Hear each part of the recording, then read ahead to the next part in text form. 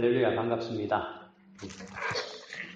저는 오클랜드에서도 그 성경 공부반을 주로 운영하면서 이 말씀 공부를 하고 가르치고 있는 그런 목사입니다.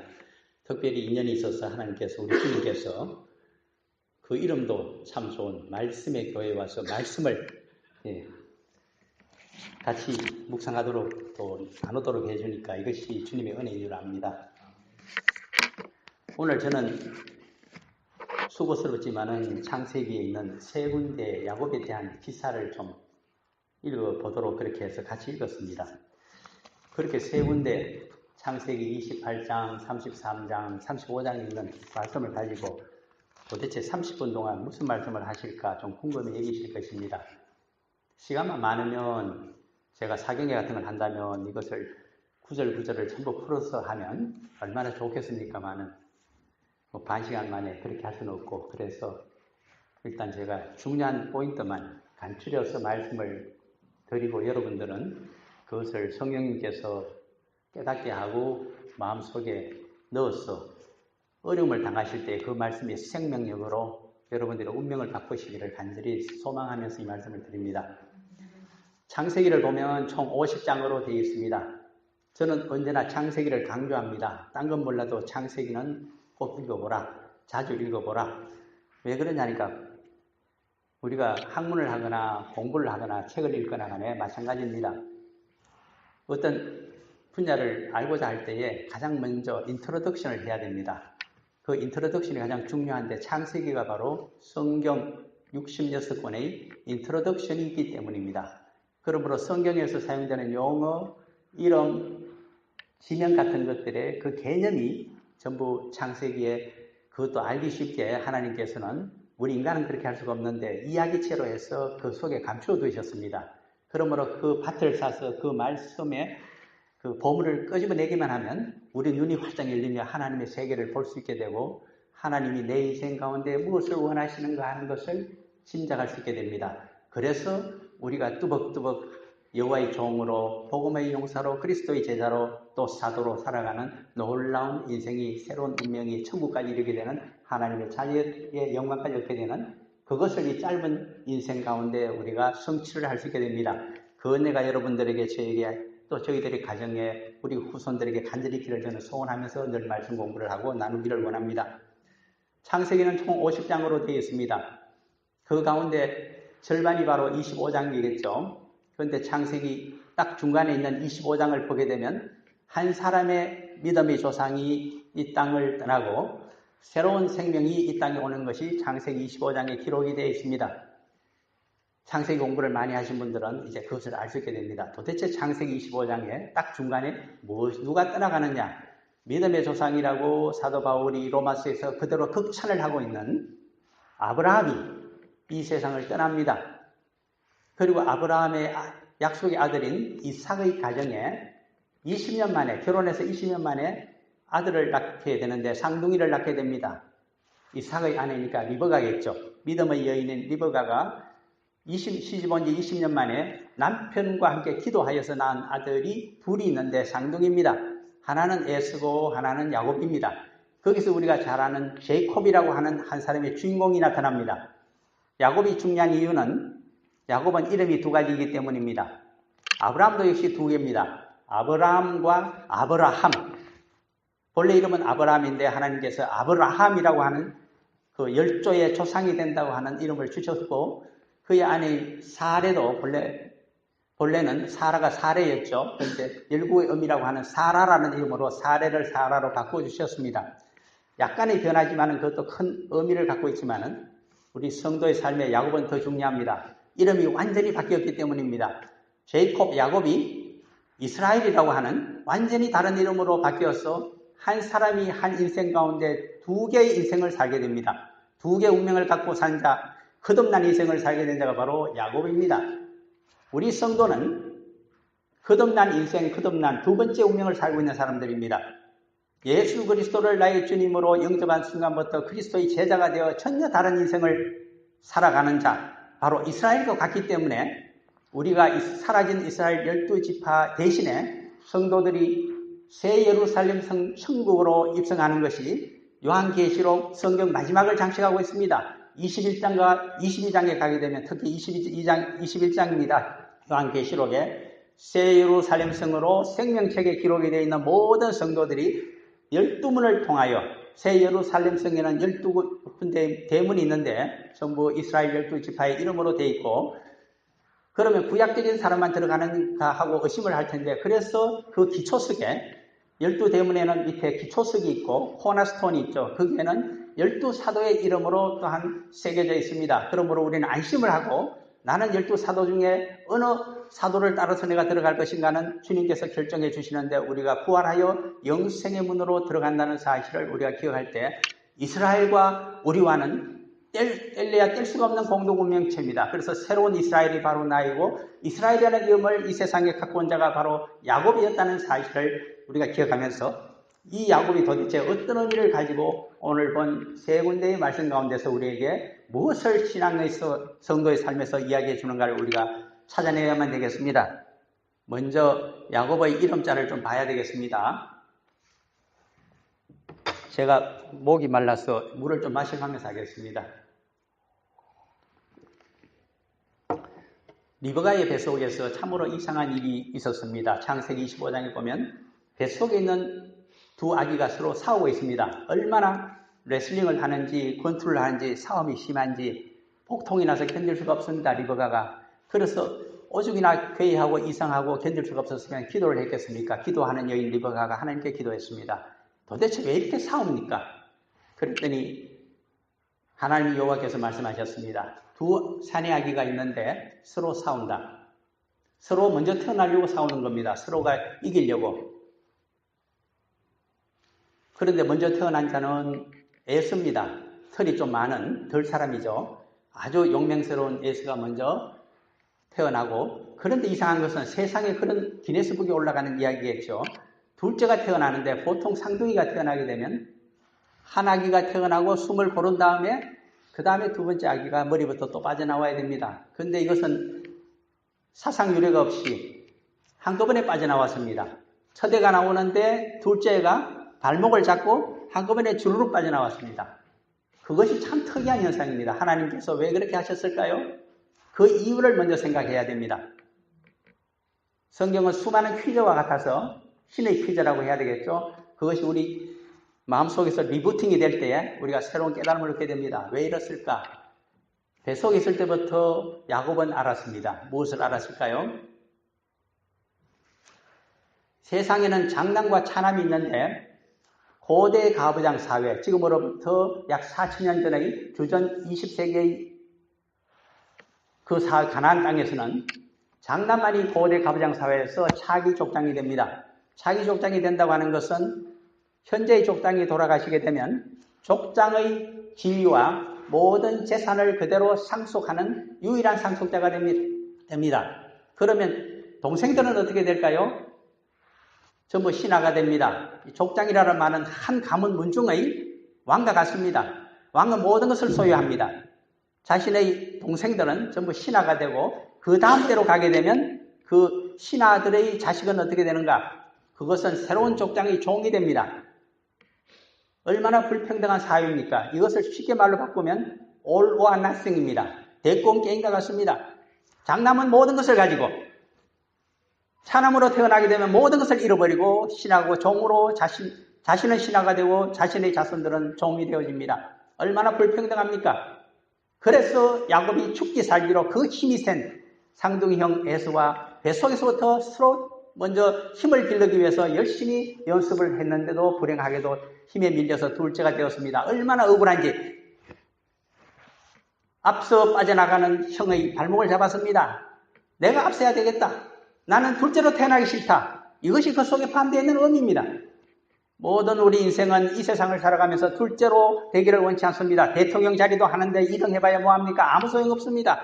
0.3% 차이로 떨어졌습니다. 얘기할 필요가 없습니다. 누구는 미국 대통령은 표를 많이 받고도 떨어졌습니다. 전번 선거에서 미국 대통령, 여자 대통령 대권한 사람이 표는 많았지만은 선거 제도에 따라서 대의원 수가 적어서 떨어졌지 않습니까? 이런 일이 발생합니다. 이것이 냉정한 인간 사회입니다. 정거래 법칙입니다. 그랬는데 발목을 잡았지만은 힘이 약해서 나와 봤더니 모든 것은 형 에서의 차지입니다. 이 세상은 에서의 것입니다. 야곱은 아무것도 할 수가 없습니다. 그저 가만히 있어주는 것이 당시 사회의 풍습입니다. 그것은 옛날 우리 조선시대의 서자와 같습니다. 아무것도 하지 말아라.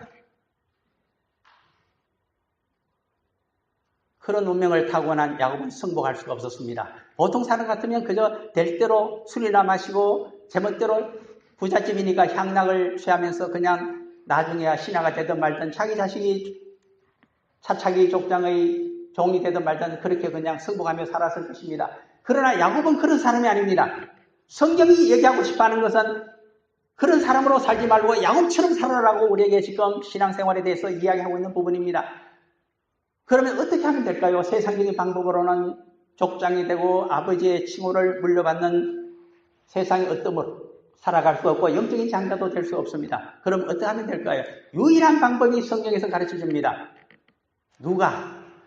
창조주께서 새로운 운명을 창조해 주시면 된다. 그러면 죽었다가 다시 살아나야 됩니까? 어미 뱃속에서 니고데모처럼 그렇게 물을 수가 있을 것입니다. 그것이 아니라고 합니다. 그 방법이 무엇일까요? 그 방법을 알기 위해서 77년 동안 기도한 인물이 사실은 야곱입니다. 왜 그럴까요? 나이 계산하는 방법은 시간이 없어서 제가 말씀을 못 드리겠습니다만은 창세기 한 47장쯤에 어디 가서 보면 야곱과 애굽의 총리가 되어 있는 자기 11번째 아들인 요셉이 만나는 장면이 나오는데 그때 요셉의 나이가 39입니다. 총리가 되고 7년 흉년을 지나고 7년 풍년이 지나고 두 번째 흉년이 들었을 때 애굽에서 부모를 초청해서 만났기 때문입니다. 39살입니다. 30살에 총리가 되었으니까. 그때 야곱의 나이가 몇 세였을까요? 바로 앞에 섰을 때 130세라고 했습니다. 그래서 빼기를 합니다. 그러면 91세가 나옵니다. 130 빼기 39, 91입니다. 91세에 태어났습니다. 야곱 아버지가. 그때는 14년 동안 하란에서 외삼촌의 무료 무슴살이를 하면서 두 여자를 얻은 자가 바로 야곱이 아닙니까? 14를 또 빼줍니다. 그러면 몇 세에 이 사람이 집을 떠나서 외삼촌 라반의 집에 가서 무슨 살이를 시작했을까요? 91 빼기 14, 77세입니다. 그래서 압니다. 성경은 우리에게 숨은 숫자로서 77년 동안 기도한 자. 어디서 기도하였을까요? 어머니 리브가가 기도하는 그 장막에서 이렇게 와서 열심히 기도한 자입니다. 그 자가 야곱입니다. 기도의 제목은 하나입니다. 나로 하여금 족장으로 영적인 장자로 살 수 있게 해주십시오. 이대로는 내 운명을 승복할 수가 없습니다. 유일하게 내 운명을 바꿔줄 자 아버지 하나님밖에 계시지 않습니다. 그렇게 기도한 자입니다.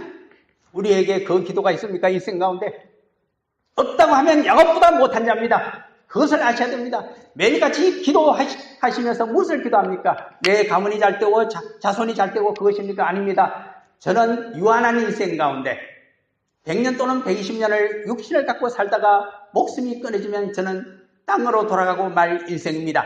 그러나 육신은 그러하지만 내게는 하나님께서 영을 주셨습니다. 당신의 형상과 모양을 주시고 유일하게 모든 피조물 가운데 아버지 하나님과 영적인 교제를 하며 기도하며 대화를 나누며 영생을 호흡할 수 있는 에덴 동산을 옛날에 주시지 않습니까?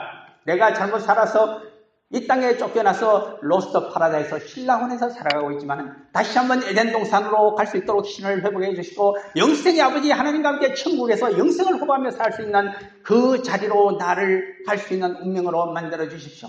이것이 성도의 기도라는 사실을 정확하게 얘기하고 있는 것이 바로 그 의미입니다. 언제 그 소원을 들어주셨을까요? 그 이름을 이스라엘로 바꾸어 준 데서부터 시작이 됩니다. 그래서 사실은 창세기 32장 오늘 읽지 않았습니다만 거기가 보게 되면 야복 강가에서 그가 숙적인 에서가 400명의 군대를 거느리고 저 사해 아래쪽 세일산에서부터 북상을 하고 있습니다. 말로는 동생을 만나러 온다고 하지만 그 옛날에 자신의 영적인 장자의 축복을 뺏어간 그놈이 미워서 죽여버리려고 했던 에서입니다. 얼마나 두려웠겠습니까, 야곱이. 그래서 온갖 꾀를 다 해서 세 떼를 나누고 그리고 많은 형에게 기프트를 주고 하는 장면들이 성경에 기술이 되어 있지만 그것만으로 자신의 목숨을 살릴 수 있는 완전한 방법이 못 되었습니다. 그래서 밤새도록 모든 가축과 가족들을 야복 시내를 건너서 남쪽으로 보내놓고 자신은 북쪽으로 다시 건너와서 밤새 기도를 합니다. 어떤 사람과 씨름을 했다고 하는 것은 그것은 밤새 씨름하듯이 아버지 하나님께 우리를 바지 자랑이라도 잡고서 하는 심정으로 부디 살려달라고 복을 달라고 그가 열심히 살려달라고 기도한 것입니다. 나뿐만 아니라 내 가족을, 내 처자식을 저 에스의 400명의 군대로부터 보호하여 주시고 나에게 새로운 운명을 허락하여 주십시오. 나에게 안전을 보장해 주시고 옛날 베델에서 내가 서원했던 그 서원을 이룰 수 있도록 부디 역사해 주십시오. 그 베델의 서원이 무엇인가는 창세기 처음 읽어봤던 28장 중에 들어있었습니다. 나중에 시간이 되면 좀 더 설명을 드리겠지만 일단 그것을 가지고 기도를 드렸습니다. 그때 떠나가면서 하나님의 사자가 한 가지 축복을 해줍니다. 너의 이름이 무엇이냐? 야곱이다. 형의 발목을 잡은 세상적인 방법으로 남을 넘어뜨리고 자기가 일어서려고 하는 그 이름이 야곱입니다. 세상 약육강식의 사회에서는 그 이름이 정확한 이름입니다. 그러나 이제는 그렇게 살지 말아라. 모든 것을 하나님께 맡기고 하나님의 복을 받아 이제는 이 세상과 하나님의 능력과 지혜로서 이 세상을 이기고 모든 사람을 이기고 하나님께서 주시는 새로운 운명으로 살아가라. 하나님이 세우는 새로운 족장이 되어라. 그것이 이스라엘의 의미입니다. 어떻게 그런 의미가 있을 수 있을까요? 그 의미가 다시 확인되는 것이 사실은 마지막 읽어본 베델에서 하나님을 만났을 때 나타나는 것입니다. 엘베델의 하나님에서 거기서 이스라엘이라는 이름을 다시 주시고 축복을 하시고 너희에게서 많은 왕들이 태어날 것이라고 하면서 하나님께서 하늘로 현신하신 하나님이 하늘로 올라가시고 그는 그곳에서 제단을 쌓고 그리고 전제를 드리고 기름도 부어드리는 장면이 35장에 기록이 되어 있습니다. 이스라엘이라는 의미가 과연 무엇이었을까요? 그때부터 그의 인생은 달라집니다. 어떻게 달라질까요? 첫째, 평생 동안 그를 괴롭혔던 넘지 못할 거대한 산맥이었던 세상의 영웅이었던 그의 형 에서가 아버지가 돌아가시자 집을 떠나게 됩니다. 남하를 해서 아예 처각 마을인 세일산으로 들어가 버립니다. 아버지의 모든 재산은 이삭의 그 대족장의 많은 재산은 누가 갖고 갔을까요? 야곱은 하나도 차지하지 못했습니다. 형이 몽땅 가지고 이주를 해버렸습니다. 그런데 말씀입니다. 이 세상의 것을 얻기 위해서 그렇게 열심히 기도했던 77년간 기도했던 야곱이었지만 하나님께서는 하나도 주지 않았습니다. 부친 이삭의 재산을 전혀 손도 댈 수가 없고 전부 형이 갖고 가버렸습니다. 그러면 무엇을 주었을까요? 자기보다 두뇌 회전이 엄청 빠른 외삼촌 라반의 집에서 양떼를 치는데 계약 조건이 참 이상합니다. 14년 무료 모성살이하고 6년 동안 유료 계약을 했는데 얼룩지고 검은 색깔이 있는 이런 것들은 전부 자기 것이 되고 흰 색깔이고 순수한 색깔의 것은 전부 장인이자 외삼촌인 라반의 것이 되는 것으로 계약을 성립했습니다. 그런데 그 다음에 괘씸하게도 자기보다 머리가 두뇌 회전이 빨랐다 그랬죠. 이 장인 라반이 어떻게 합니까? 얼룩지고 검은 것들은 몽땅 골라서 사흘길 좀 떨어진 북쪽으로 갖고 가고 말았습니다. 그 말은 유전적으로 한 마리도 얼룩지고 검은 것은 태어날 수 없도록 조치를 이미 하고서 양치기로 부려먹었다는 이야기입니다. 인간은 그렇게 했는데 하나님은 그것을 뛰어넘으셨습니다. 하나님의 지혜와 능력은 그것이 아닙니다. 나뭇가지를 두고서 하게 되면 그것도 선택적으로 가장 부모가 아주 튼튼한 놈이 새끼를 낳게 될 때는 암컷을 거기다 데려다 놓게 되면 새끼는 얼룩진 것 아니면 검은 것이 태어나도록 하나님이 신의적인 능력으로 하나님의 능력으로 조치를 해주셨습니다. 약한 놈이 있을 때는 나뭇가지를 치워버리게 되면 라반의 것으로 태어나도록 했습니다. 그렇게 해서 거부가 된 사람이 부자가 된 사람이 야곱입니다. 그렇다면 야곱을 이 세상의 부자로 만들어준 자가 누구였습니까? 하나님이십니다. 이것을 우리가 정확히 아셔야 됩니다. 우리 옛말이 그렇게 있습니다. 우리도 동양의 지혜가 많은 우리 한민족들 아닙니까? 무엇이라고 했을까요? 옛 어른들이 말씀하시기를 작은 부자는 금금절약하면 작은 부자 된다. 번 것보다 서는 것을 줄이고 저축을 하게 되면 반드시 작은 부자지만은 남에게 돈 꾸러 가지 않고 넉넉하게 살 수가 있다. 그러나 큰 부자는 그건 아셔야 됩니다. 하늘이 내신다. 인간이 큰 부자 되는 것 아닙니다. 하나님의 뜻이 계셔야 큰 부자가 된다는 뜻입니다.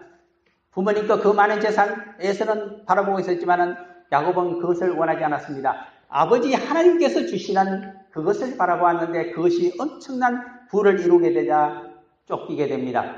처남들이 가만히 있지를 않습니다. 저놈이 우리 집의 재산을 다 훔쳐가는구나. 도둑질해 가는구나. 그래서 죽이려고 했을 때 야반도주를 합니다. 어디 와서 붙잡히게 됩니까? 그것이 길라산입니다. 그가 도망을 친 곳은 하란 땅입니다. 하란 땅은 북부 시리아 쪽입니다. 현재 내전 상태로 상당히 시끄럽지 않습니까? 거기 북부 시리아 땅인데 그쪽에서부터 남쪽으로 가나안 땅에서 막 남하를 하면서 가축을 몰고 내려왔습니다. 가축을 몰았기 때문에 빨리 내려올 수는 없었는데 다행스럽게 3일 동안 격리가 되어 있었기 때문에 라반이 자신의 친구들과 종자들을 데리고 추격을 하는데 한계가 있었습니다. 3일 늦었습니다. 소식이 전해지는데 살짝이 도망을 쳤기 때문에 3일 이것을 추적하기 위해서 약 일주일이 걸려서 도착을 했더니 누가 라반을 제어합니까? 선악간에 절대로 야곱을 해치지 말라. 하나님이 꿈 가운데서 엄명을 하셨습니다. 꼼짝할 수가 없었습니다. 라반이. 그래서 위기를 모면한 야곱입니다. 누구 때문에 위기를 모면한다고요? 이 세상에서 여호와 하나님께서 간섭하시고 보호해 주시기 때문에 우리 인간은 살아갑니다. 어떤 때는 시드니에서 제가 어떤 교회에 부교육자를 하고 있었을 때 일인데 늘 지나다니던 그 작은 길이었습니다. 그런데 그날 비가 오고 좀 시야가 좋지 않았습니다. 저는 남보다 천천히 가는 것을 별로 좋아하지 않아서 그때만 해도 한 10여 년 전이었기 때문에 그냥 통과를 서지 않고 했습니다. 그랬더니 말씀입니다. 옆에서 확 닥치는데 혼이 났습니다.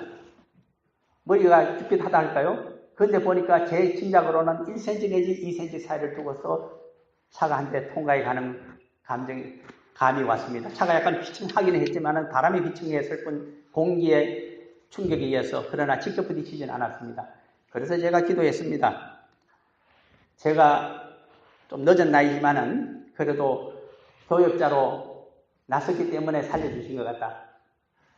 만약 제 생각대로 계속 제 뜻대로 살아갔으면 이렇게 살려주셨겠는가. 그것이 벌써 10여 년 전의 일입니다. 그래서 전혀 다른 인생을 살고 있는 것만 같습니다. 라반은 그렇게 해서 물러갔습니다. 길라산에서 서로 앞으로 만나지도 말고 서로 경계를 침범하지도 말라고 하는 것이 길라산에서 일이었습니다. 그런데 정말 중요한 것은 야복 강가였죠. 아까 말씀드린 대로 숙적 에스가 그렇게 왔기 때문입니다. 400명을 몰고 올라오는데 어찌할 수가 없었습니다. 밤새 여호와 하나님께 매달렸습니다. 그랬더니 보호해준다는 이름으로 모든 축복을 하나로 한 용으로 만들어서 축복을 주셨습니다. 이스라엘로 살아라. 거기 이스라엘은 이라는 뜻이고 엘은 하나님 엘자입니다. 그러므로 이 세상을 이긴다. 무엇으로? 하나님으로 이긴다. 그 뜻이 이스라엘의 뜻입니다. 그렇게 살아갔더니 어떤 변화가 왔을까요? 그것은 창세기 48장 마지막 절인 22절에 들어있습니다. 애굽으로 이주를 해간 야곱 이스라엘이 이제는 총리 요셉 덕분에 모든 가족이 2년 동안 흉년을 피해서 가나안에서 애굽으로 가서 살 길이 열렸지 않습니까? 그것이 너무 고마워서 요셉이 애굽 땅에서 낳은 장자와 자남 두 아들을 자신의 12명의 아들처럼 그들에게 기업을 주기로 하고 편입을 시켰습니다. 이스라엘 족속으로 지파로 받아들였습니다. 그러면서 그들에게 큰 땅을 주겠다고 약속합니다. 비록 내가 지금은 애굽에 와 있으나 가나안 땅에서 내가 가졌던 가장 좋은 땅을 너희 두 아들에게 줄 것이다. 무엇을 줄까요? 창세기 48장 끝에 있는 22절을 집에 가서 나중에 읽어보십시오. 내 칼과 활로 내가 아모리 가나안 족속에서 빼앗은 그 세겜 땅 주변을 그들에게 줄 것이다. 그 말은 무엇인가 하면 그가 옛날에 세겜에서 내려 쫓겼는데 그 땅을 이스라엘이 되고부터 베델의 축복이 있고부터 그는 강성해져서 그 땅을 정복했다는 뜻입니다. 세겜이라고 하는 것은 당시 가나안 땅의 가장 중심이었습니다. 가장 인구가 많고 가나안 땅을 지배하는 족속이 살고 있는 그 길을 그가 정복했습니다. 이것이 이스라엘입니다. 하나님께서 함께 하시니까 형에게 쫓겼던 그 야곱이 이제는 가나안 땅의 대족장으로 그리고 가나안 땅을 정복하게 되는 놀라운 인물이 된 것입니다. 그래서 창세기 37장에 보면 요셉을 아버지 야곱이 형들에게 목축을 하고 있는 곳으로 보냅니다. 어디로 보낼까요? 그는 지금 살고 있는 데가 저기 브엘세바입니다. 브엘세바라고 하는 것은 예루살렘에서 남쪽으로 65km 서남 방향으로 떨어져 있습니다. 그런데 세겜은 어디냐 하니까 거꾸로입니다. 예루살렘에서 북쪽으로 가서 한 65km를 가야 만날 수 있는 데입니다. 그렇다면 이 얼마나 먼 거리입니까? 그때 만약에 헤브론에 살고 있었다 하더라도 헤브론이 예루살렘에서 30km 남방에 있습니다. 30km 더하기 예루살렘에서 북쪽 65km 세계까지 95km가 되죠. 거기서 또 북쪽으로 또 올라가서 형을 만나게 됩니다. 도단 땅입니다. 20km입니다. 115km를 자신들의 초지로 목장으로 가나안 땅을 지배하고 있었던 자가 바로 야곱입니다. 그것을 우리가 아셔야 됩니다. 눈치를. 그렇게 큰 은혜를, 그렇게 큰 새로운 운명을 받은 자가 야곱입니다. 그런데 이 세상에서 우리가 남의 것을 그저 상속이나 받고 어떻게 좀 부동산이 잘 되어서 요 정도 가진 것을 갖고 내가 큰 복을 받았다고 얘기하는 것은 그것은 올챙이나 잔챙이가 하는 얘기에 불과할 것입니다. 적어도 이 야곱의 입장에서 보면 그렇습니다. 이제 저는 남은 시간 동안에 세 가지 용어를 빨리 정리를 해드리고자 합니다. 야곱의 일생을 봤을 때 여호와 하나님을 만났는데 첫 번째 만난 것이 베델에서 그가 77세의 집에서 형에게 쫓겨가지고 부모님이 그를 살리기 위해서 북쪽으로 가라고 했을 때 그때 한 일주일쯤 가서 비박을 했던 장소 베델입니다. 거기서 비박을 하면서 꿈 가운데서 여호와 하나님이 하늘이 열리고 여호와 하나님이 천사들이 왔다 갔다 하고 소닥다리 위에서 하나님이 말씀하시는 여호와 하나님을 만난 장소가 베델입니다. 그런데 베델의 본래 이름은 베델이 아닙니다. 루스입니다. LUZ로 되고 히브리 말로는 루스로 발음이 되는데 이것은 살구나무라는 뜻을 갖고 있습니다. 베델의 동쪽에는 황폐한 땅 아이가 있고 그리고 사람은 살지 않지만 베델 가까이는 유실수가 있기 때문에 그래도 좀 비박을 할 만한 장소였습니다. 거기서 우리가 알지 않습니까? 베개를 들고 자다가 여호와 하나님을 꿈속에서 만났습니다. 그래서 약속을 거기서 하고 서원을 합니다. 나로 하여금 무사히 북부 시리아에서 살아서 돌아오게 해주시면 아버지 집으로 돌아오게 해주시면 11조를 내고 여호와 하나님을 지극정성으로 섬기겠다고 그리고 여기에 여호와 하나님의 집을 짓겠다고 하는 의미에서 하나님의 집이란 뜻 베선 히브리 말로 집입니다. 엘은 하나님입니다. 하나님의 집이라는 말로 베델이라고 불렀습니다. 거기서 이 베델이라는 용어가 아브라함 때도 올라와서 창세기 12장에 보면 베델과 아이에서 처음으로 여호와 하나님께 제단을 아브라함이 쌓은 바로 그 장소입니다. 그렇게 내려있는 장소였는데 이 베델의 하나님은 바로 하나님께 서원을 했다는 뜻입니다. 그런데 라반에게서 목숨을 하나님이 구해 주었습니다. 숙적인 에스에게서도 야곱 강가에서 구해 주었습니다. 요단강을 건너 이제는 가나안 중심으로 들어왔습니다. 북쪽으로 올라가게 되면 오른쪽으로 터닝하게 되면 거기 세겜이 있고 왼쪽으로 터닝해서 남하를 하게 되면 아버지 집으로 가게 되는 예루살렘과 아래쪽 어디가 나타날까요? 헤브론 땅이 나타납니다. 하나님께서 구해 주셔서 할렐루야 찬양을 한 다음에 우리 성도들이 어떻게 살아가는가를 성경은 이야기합니다. 바로 오늘 읽었던 33장에 있습니다. 북쪽으로 가서 남쪽으로 가서 아버지 집에 도착을 하고 바로 가는 걸음에 이 베델에서 바로 인근이었습니다. 남쪽입니다. 거기에서 여호와 하나님께 도와주심을 감사하면서 제사를 드리고 거기서부터 자신의 소원을 이루겠다고 함도 확인을 해주고 이제는 잘 다녀왔습니다. 보고를 해야 될 이 야곱이 그렇게 하지를 않습니다. 천하를 얻은 듯이 큰 재물을 가지고 북상을 해버립니다. 어디로 갑니까? 가나안 땅에서 가장 큰 대도시 세겜으로 가버립니다. 세겜 근처에 가서 큰 땅을 돈 주고 사서는 무엇을 합니까? 여생을 향락 가운데 즐기고자 했던 자가 바로 야곱입니다. 그래도 마음속에 그립깁니다. 내가 베델로 가서 여호와 하나님께 제사를 드리고 내가 헤브론에 있는 아버지 집으로 또 더 남하를 해서 가야 되는데 그 약속을 어기고 있는 것을 마음속에 알게 됩니다. 그래서 어떻게 합니까? 위로를 얻고자 자신의 집에다가 여호와를 섬기는 제단을 만들었습니다. 그리고 여호와를 자신의 수호신으로 우상으로 만들었습니다. 그 이름이 33장 끝에 나타납니다. 엘렐로헤 이스라엘. 엘엘입니다. 하나님은 여호와 하나님은 로헤 나 이스라엘의 하나님에 불과하다. 항상 나의 수호신으로 나만을 보호해 주시며 나만을 축복해 주시고 나를 지켜주시기만 하면 되는 자가 바로 창조자 여호와 하나님이시다. 그것이 엘렐로의 이스라엘입니다. 우리 성도들에게 창세기는 엄중하게 질문합니다. 너는 성도가 되어서 교회를 섬기며 천하의 복음을 전하며 이 말씀 따라 살며 하나님의 자녀가 되려고 하는 자가 어떻게 편법을 사용하느냐, 너만을 보호해주는 하나님으로 생각하며 너 가문만이 잘 되고자 하느냐, 그것이 아니다. 그것은 옛날 선민사상입니다. 출애굽기 19장 4절에서 6절에 가게 되면 출애굽한 이스라엘 백성들을 하나님의 백성으로 삼으시면서 앞으로 제사장 나라와 거룩한 백성이 되리라고 말씀하십니다. 그것은 선민의 의무입니다. 이방인들에게 너의 조상이었던 믿음의 조상이었던 아브라함처럼 가서 여호와 하나님이 누구시가를 가르쳐주고 말씀을 전해주며 그 가운데 회개하는 자들을 위해서 속죄의 제사를 드려주는 제사장으로 모두들 살아가라. 선민들은 그것이 제사장 나라의 뜻입니다. 그런데 한 번도 이방 민족들에게 미워만 했을 뿐, 정복을 하려고 했을 뿐, 그들에게 복음을 전해주고 그들의 구원을 위해서 중보 기도를 해주며 거룩한 백성으로 살아가지를 않습니다. 그것이 선민의 나라가 멸망하게 된 가장 기본적인 이유입니다. 우리는 어떻게 살아가고 있습니까? 우리도 혹시 여호와 하나님을 만나고 주님을 내가 메시기 때문에 우리 가문이 잘되고 내가 잘되고 내가 천국에 가는 것, 그것만을 소원하고 있다면 부활하여 심판대 앞에 섰을 때 부끄럽게 걸렸을 것입니다. 누구에게 복음을 전했는가? 어디 가서 회개하는 자를 위해서 중보 기도하며 그를 위해서 제사장의 직분을 수행했던가? 여호와 신앙의 모범을 보였던가? 여호와의 종으로 살아갔던가? 주님의 제자답게 살아갔던가? 모든 것을 묻고 있는 것이 바로 이 대목입니다. 그래서 세겜 사건이 발생합니다. 시위족속, 지배족속, 젊은 추장 이름이 바로 칭호가 세겜입니다. 그가 가나안 땅을 통치하고 있는 대족장입니다.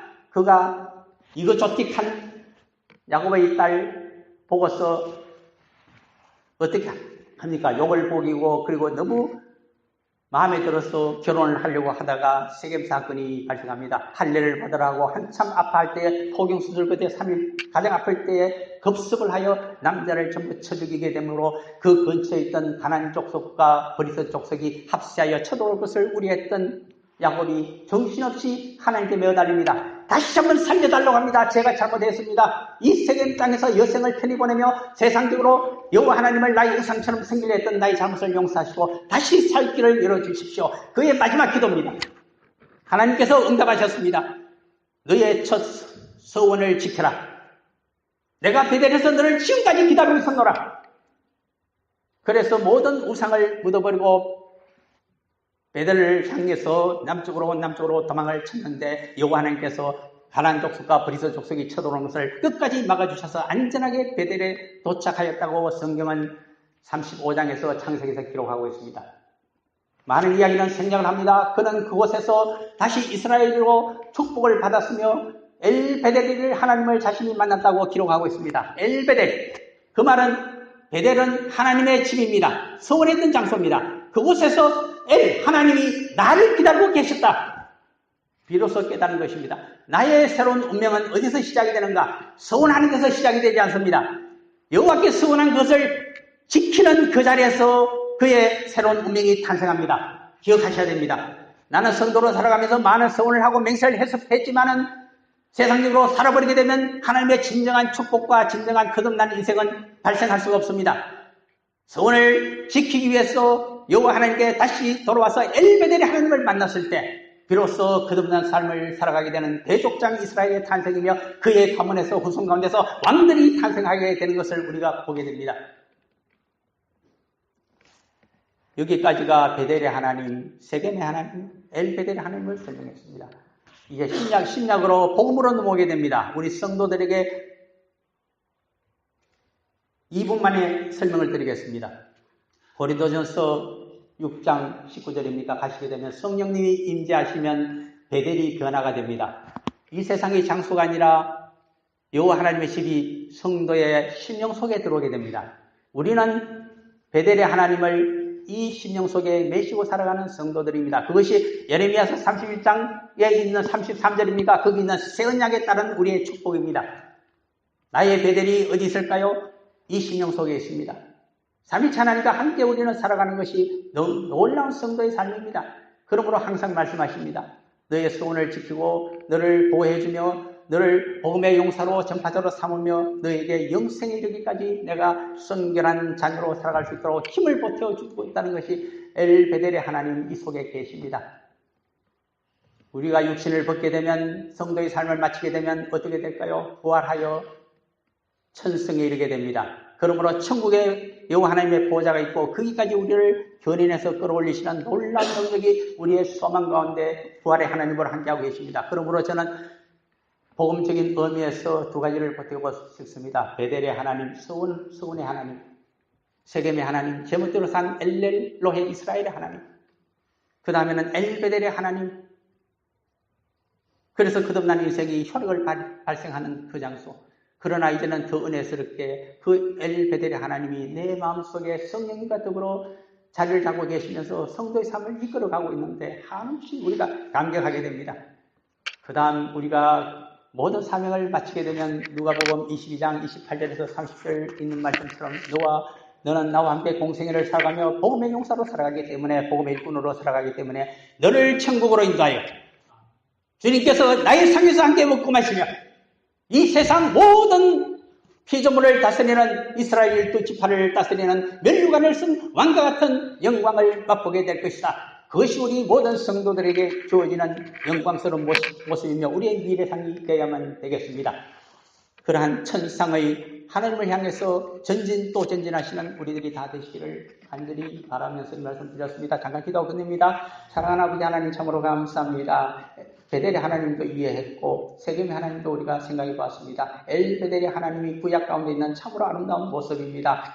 그러나 복음 때문에 우리들은 다시 우리 심령 속에 성전 삼고 우리 주님과 함께 인생을 살아가고 있는 놀라운 축복을 받았습니다. 이제는 그리스도의 제자로 복음 일꾼으로 평생을 살아가다가 저희들의 몸이 부활하여 영생의 천국에 들어가서 새 여름살 성에서 우리 아버지 하나님의 보좌와 어린 양 그리스도의 보좌를 보면서 그곳에서 함께 먹고 마시는 놀라운 영생의 존재가 되는 은혜가 있게 하여 주옵소서.